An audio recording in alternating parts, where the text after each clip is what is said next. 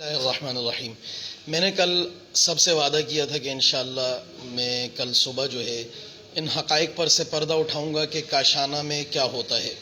تو کاشانہ میں بیسیکلی ہوا یہ ہے کہ ایک افشاں کرن صاحبہ تھی جو کہ ڈی جی تھیں اور ہیں، اور ایک افشاں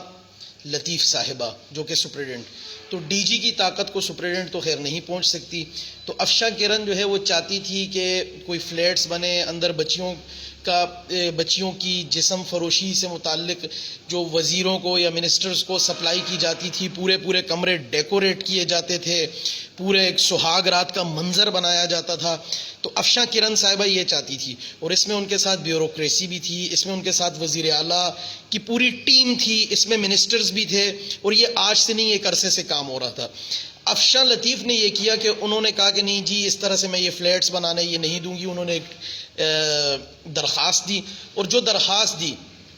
اس پہ انکوائری ہوئی اور پتہ یہ چلا کہ وہ ٹھیک کہہ رہی ہیں، لیکن چونکہ ہمارے یہ سماج کا مسئلہ ہے، یہ پورا ایک مافیا کی طرح چلتا ہے۔ یہ جو لڑکیوں کی سپلائی کا کام ہے یہ بھی منی لانڈرنگ کی طرح بڑا وائٹ کالر کرائم ہے، اس میں کوئی ایک فرد انوالو نہیں ہوتا، یہ پوری ایک چین ہوتی ہے، یہ مافیا ہے، یہ افراد ہیں، اور یہ بڑے طاقتور ہوتے ہیں۔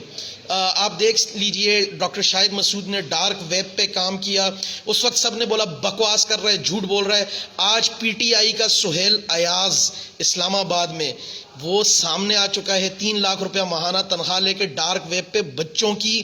نازیبا اور ان کے ساتھ جنسی زیادتی کی ویڈیوز وہ نشر کیا کرتا تھا، آج سامنے آ چکا ہے۔ اسی طریقے سے جو بات میں کرنے جا رہا ہوں آپ کو لگے گا کہ یہ بکواس کر رہا ہے، جھوٹ بول رہا ہے، لیکن حقیقت یہ ہے کہ اس وقت پاکستان کے اندر جتنے بھی دارالامان ہیں، پاکستان کے اندر جتنے بھی یتیم خانے ہیں، پاکستان کی جتنی بھی خواتین کی جیلیں ہیں، جنائل جیلیں ہیں، ان میں سے لڑکیاں اور بچے سپلائی کیے جاتے ہیں، ان کے ساتھ جنسی زیادتی ہوتی ہے، اور یہ کوئی نئی بات نہیں ہے، عوام کے سامنے آئی ہے۔ میں سیلوٹ پیش کرتا ہوں افشاں لطیف صاحبہ کو کہ انہوں نے نومینیٹ کیا، اور جن منسٹر صاحب کو نومینیٹ کیا ان کی بابت بھی بتلا دوں کہ اجمل چیمہ صاحب ایک پی ٹی آئی کے منسٹر ہیں، آزاد امیدوار کھڑے ہوئے، پی ٹی آئی نے لے لیا، پی ٹی آئی نے سارے لوٹے جس طرح سے لیے، تو اس طرح سے اجمل چیمہ صاحب کو بھی لیا، اور بڑے منظور نظر ہیں۔ اور اجمل چیمہ صاحب کی رنگین طبیعت کا پورے پنجاب کو پتہ ہے کہ وہ شراب کباب محفلیں مجرے اکثر کرتے رہتے ہیں، تو اجمل چیمہ صاحب بھی چاہتے تھے کہ بچیاں، کیونکہ چھوٹی عمر کی بچیوں سے شادیوں کا بڑا شوق ہے ان کو، اور چھوٹی عمر کی بچیاں پنجاب کی دارالامانوں سے لے کے، اور مزید ایک میں آپ کو مزے کی بات بتاؤں کہ اس وقت لاہور کے 50% گرلز کالجز یونیورسٹیز کے ہاسٹلز،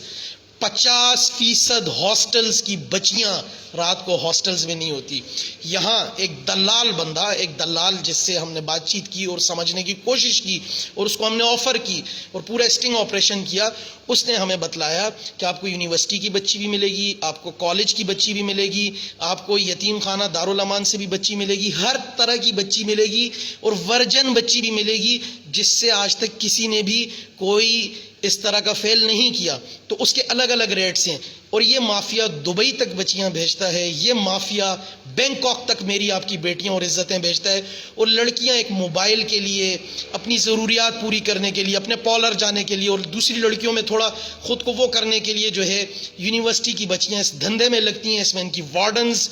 پوری انوالو ہوتی ہیں، اس میں یہ پورا ایک نیٹ ورک کام کر رہا ہے۔ تو ضرورت اس امر کی ہے کہ اب جب یہ ایشو ہائی لائٹ ہو چکا ہے اس کو ہم اٹھائیں۔ ممکن ہے اس کے بعد میرے ساتھ مسائل ہوں اس ویڈیو کے بعد، لیکن میں نومینیٹ کر رہا ہوں کہ پنجاب کے جو یہ منسٹر تھے اجمل چیمہ صاحب باقاعدہ